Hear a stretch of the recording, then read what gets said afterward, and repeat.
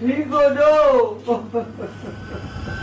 धर्मेंद्र के आखिरी 24 घंटे कैसे गुजरे? अस्पताल के अंदर ऐसा क्या हुआ जिसकी वजह से हर कोई सन्न रह गया? लेकिन सवाल यह है, क्या वाकई ये आखिरी 24 घंटे थे या फिर इसके पीछे कोई अधूरी तोड़ी मरोड़ी गई कहानी छुपी है? जब अचानक सोशल मीडिया पर खबरें फैलने लगीं, तो लोगों के जहन में एक ही सवाल उठने लगा, धर्मेंद्र की तबीयत बिगड़ी कैसे? अस्पताल ले जाने की नौबत क्यों आई? और अंदर ऐसा क्या हुआ जिसे सार्वजनिक नहीं किया गया? क्या डॉक्टर्स ने कुछ ऐसा देखा जो आम तौर पर बाहर नहीं बताया जाता? क्या परिवार के चेहरे पर दिखा सन्नाटा किसी बड़ी सच्चाई की ओर इशारा कर रहा था? और सबसे अहम सवाल, जो बातें अफवाहों में कही जा रही हैं, उनमें कितनी सच्चाई है और कितना भ्रम? इस वीडियो में हम किसी सनसनी के पीछे नहीं भागेंगे, बल्कि एक एक सवाल को सामने रखेंगे ताकि आप खुद तय कर सकें कि सच क्या है और शोर क्या। अंत तक देखिए, क्योंकि कहानी जितनी सीधी दिखती है उतनी है नहीं। धर्मेंद्र के जीवन के आखिरी 24 घंटे कुछ इस तरह गुजरे मानो समय उनके लिए जानबूझकर अपनी रफ्तार धीमी कर चुका हो, जैसे जिंदगी इस महान इंसान को विदा कहने से पहले उसकी पूरी यात्रा की यादें एक एक कर उनके सामने खोल देना चाहती हो। रात और सुबह के बीच की वह सीमा असाधारण रूप से शांत थी। बाहर कोई हलचल नहीं थी, फिर भी उस सन्नाटे में बहुत कुछ महसूस किया जा सकता था। कमरे की खिड़की के पार हल्का सा अंधेरा फैला था, भीतर मशीनों की धीमी बीप लगातार सुनाई दे रही थी, और उसी बीच बिस्तर पर लेटे धर्मेंद्र, जिनका शरीर पूरी तरह थक चुका था मगर दिल अब भी जिंदगी की आखिरी सांसों को थामे हुए था। ठीक हो जाओ।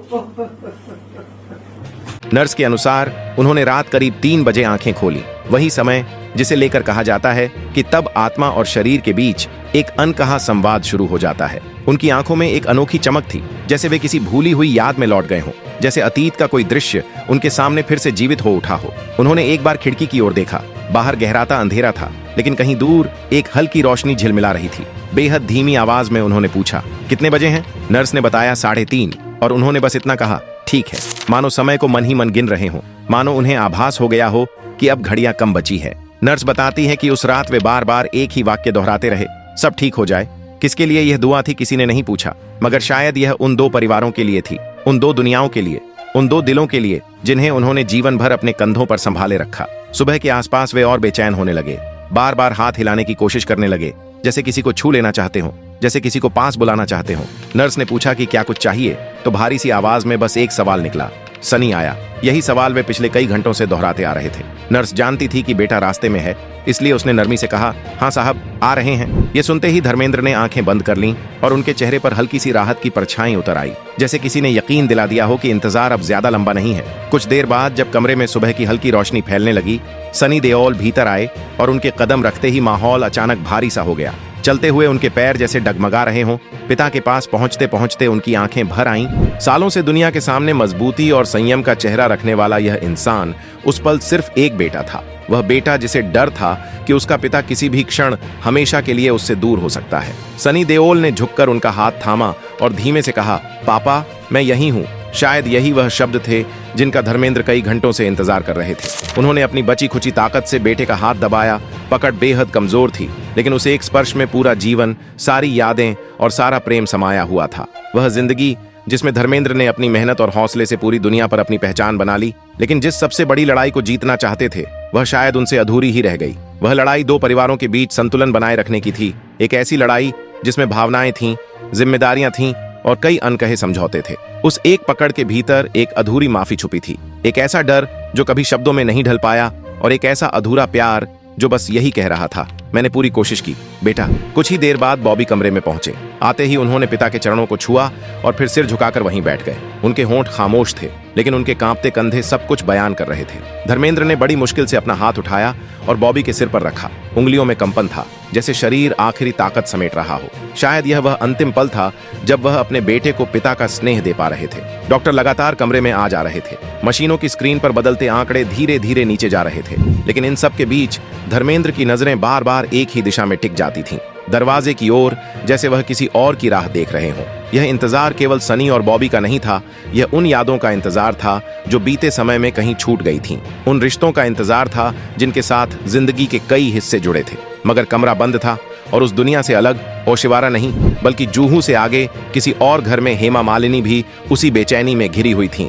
वह पूरी रात जागती रहीं, कभी खिड़की के पास जाकर बाहर देखतीं, कभी बैठ जातीं, कभी घड़ी पर नजर डालतीं, और हर बार उनके चेहरे पर वही सवाल उभर आता, क्या सब ठीक है? लेकिन जवाब कहीं से नहीं आता।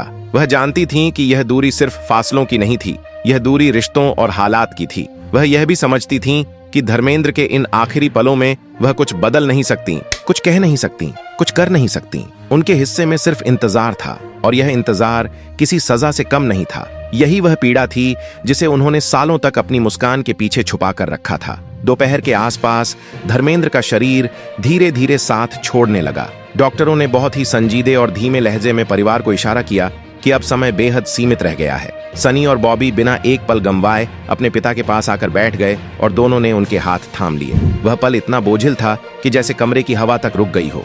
धर्मेंद्र ने बड़ी मुश्किल से आंखें खोली।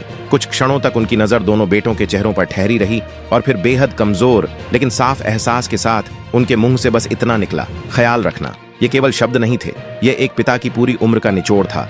सारी जिंदगी के फैसलों, समझौतों, टूटे सपनों और निभाई गई जिम्मेदारियों का आखिरी संदेश। यह एक वसीयत थी, एक दुआ थी, एक गुजारिश थी कि अब मेरी दुनिया तुम्हारे सहारे है। उसी समय डॉक्टरों ने बॉबी के कंधे पर हाथ रखकर कहा कि थोड़ी देर के लिए सभी को बाहर जाना होगा। सनी ने साफ कह दिया कि वह कहीं नहीं जाएंगे। डॉक्टर चुप रहे और बस मशीनों को संभालने लगे। दोपहर ढलते ढलते उनकी सांसें और भारी हो गईं। सीना अब बहुत धीमी गति से ऊपर नीचे हो रहा था। वह किसी से कुछ कह पाने की हालत में नहीं थे। बस उनके होंठ हल्के हल्के हिलते थे, जैसे कोई अधूरी बात, कोई माफी, कोई बाकी रह गया एहसास अंदर ही अंदर तैर रहा हो। उनकी आंखों में अब किसी का चेहरा नहीं दिख रहा था, केवल एक धुंध थी जिसमें दोस्त, दुश्मन, मोहब्बत, ख्वाहिशें और पछतावे सब एक साथ घुले हुए थे। शाम होते होते सनी और बॉबी कुछ देर के लिए बाहर निकल गए और वहीं टूटकर रो पड़े। ये वह रोना था जिसे वे सालों से अपने भीतर दबाए हुए थे। पिता के सामने वे हमेशा मजबूत बने रहे थे, लेकिन उस शाम वह मजबूती बिखर गई। बाहर बैठे सनी ने दोनों हाथों से अपना चेहरा ढक लिया और बिना आवाज किए लगातार रोते रहे। न कोई चीख, न कोई शब्द, बस वह खामोश रोना जो इंसान को भीतर से खाली कर देता है। बॉबी ने चुपचाप उनकी पीठ पर हाथ रखा, जैसे दोनों एक दूसरे का सहारा बन गए हों। उसी वक्त कहीं दूर हेमा मालिनी के दिल में एक अजीब सी बेचैनी उठी।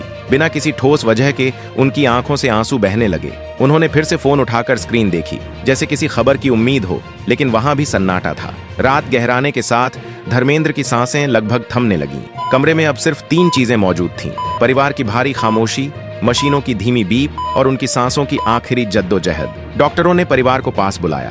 सनी ने पिता का एक हाथ थामा, बॉबी ने दूसरा। धर्मेंद्र की आंखें आधी खुली, आधी बंद थीं।